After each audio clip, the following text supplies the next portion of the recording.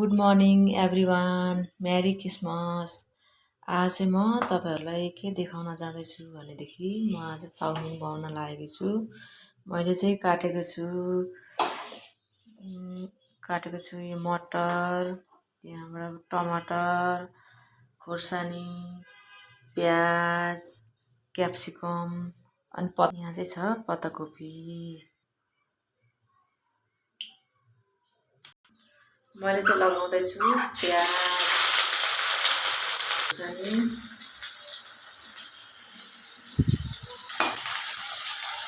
यहाँ लगाउँदैछु मटर। प्याज रातो हुन लागेको छ, मटर लगाइदिन्छु। यो क्याप्सिकम लगाइदिउँ,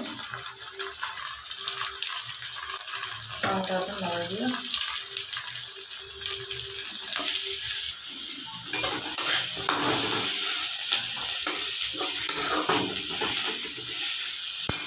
मैले चाहिँ नमक लगाइदियो।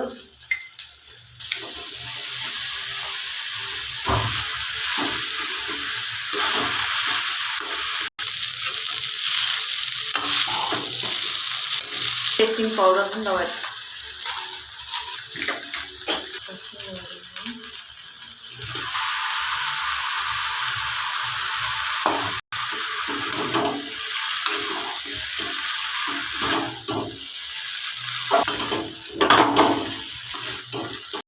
चाउमिन चाहिँ पाकेर रेडी भइसकेको छ।